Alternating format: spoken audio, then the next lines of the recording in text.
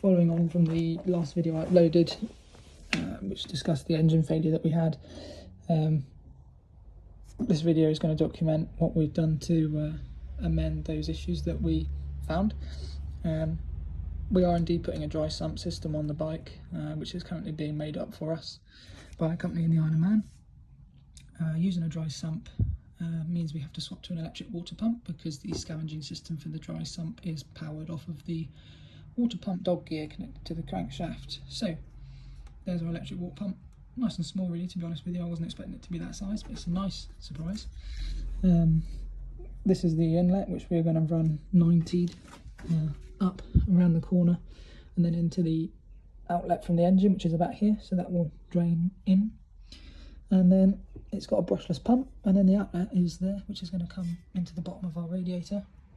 Fill the radiator up, out, around, and then down. So yeah, I'll keep you updated with things as and when. This is going to be our dry sump oil tank. Obviously it's going to sit on top somewhat, and then we're going to have some AN10 welding bungs put in. Then I'm going to make the fuel lines up, or make the oil lines up out of the old fuel lines from the Aprilia for that. So yeah, as a result of that, the fuel tank has indeed had to be moved to back here. It's not bolted down or anything at the moment, but that does mean we are going to have to redo the fuel lines, which are a bit frustrating, but we will reuse these lines for doing the oil cooler when that gets here, which is going to be mounted here. Yeah, so we've got to redo vacuum line, fuel lines, and just the power wiring for it as well. Today, we've made some progress on getting some of the coolant lines sorted for the external water pump system. We were waiting on a couple of lines before we could do that. Just some nice adapters here. Go from 19 millimeter OD, which is ID, which is the outlet pump diameter, to 25 millimeters ID, which is the diameter of all the coolant lines on the bike. That's going to be mounted just about there. We're going to have a dry sump tank here, as I've highlighted, which actually gives me even more room than when we had the fuel tank in situ, which is nice. This 45 degree here is going to be pushed over more like that, and then it's going to 90 up and into the engine. Won't be able to do that obviously till we get the engine, so we've done pretty much everything we can now till we get the engine back. A lot of progress has been made since I made the last addition to this video. Things have been a little bit manic, if I've been honest with you. So we were notified the engine was fully assembled and ready for collection a couple of weeks before the scheduled final meeting in the season, which was at Ledbury. So we really just had a big rush to get everything up there. I assembled the bike back together in the car park in a day. Ran all the new oil lines, all the new fuel lines in a day as well. So yeah, it was a pretty busy period of time for me, and I couldn't really whip the old camera out to show you what I was doing. But as you can see, the engine is back in place.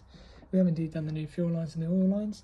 The dry sump tank sits quite nicely there. It's not been drilled into place yet, but it's fairly sturdy. These lines are pretty heavy duty, so they do hold it in place quite well. Very, very tight between the outlet of the scavenging side of the dry sump and one of the coolant lines. As you can see, the bike has been running. It's made oil pressure. New addition to the bike now is an oil pressure monitoring system, so if there are any issues, I can see those before they really tend to get particularly terrible and shut the motor off, so we can't or don't ever have the same problem we had last time. So inside our tank here, it's a baffling system which I've designed. You can see the inlet is there, which centrifuges the oil, and then we've got a 6-hole baffle a third of the way down, and then below that there's another tapered baffle as well. The way the dry sump tank is designed, or the way the entire system is designed, talking to the manufacturer, it needs to run about half full when riding. If you run it higher than that, the oil hasn't got time to centrifuge appropriately, and then it causes oil aeration. If you run it lower than that, you run risk of starving the sump of oil. So yeah, as you can see, she's about half full in there now at the moment.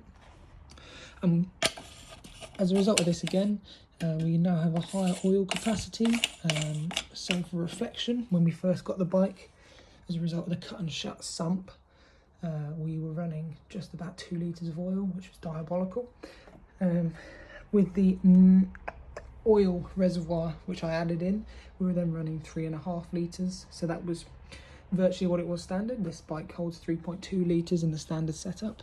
We are now running nearly 7 litres of oil, so far more oil in it, which means there's far more to absorb heat, which is brilliant for the high stress and strain that these grass track bikes are put under.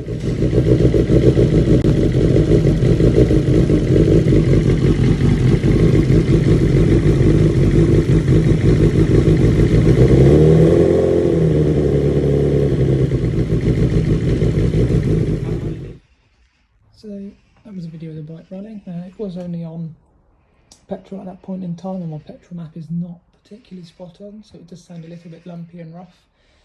But yeah, it was up and running, fired up within the first couple of cranks as soon as we had oil pressure, which was absolutely brilliant. This might look like a little bit of a bird's nest at the moment, however, it's all going to be positioned up and out of the way once I have installed the NEB clutch pull mechanism for the clutch.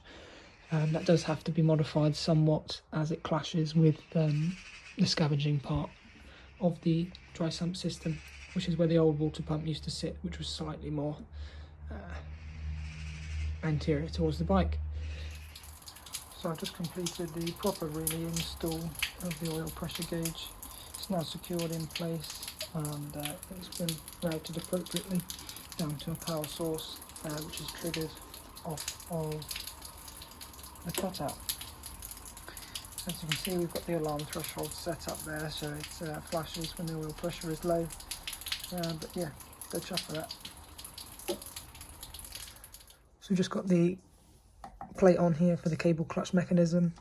Just like with everything else, as a result of the dry sump, it's taken some modification, so it's had to be additionally cleared down the lower part here, and then on the back face on the output tube for the scavenger, where that's been welded on, that had to be clearanced as well.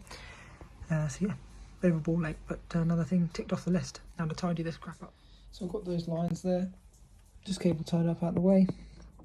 Makes everything a fair bit neater there, and these lines are just fastened around the seat cover there. To be honest with you, I've actually not lost any foot room compared to when the fuel tank was here, so I've actually gained a bit of extra room, to be honest with you. So yeah, pretty shit hot.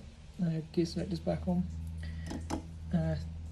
Dry sump tank's been mounted by the front 2 bolt holes. The rear 2 are going to be a bit difficult to get to. They're literally just tucked in under there, so I'm going to have to measure the distance and then drill from underneath.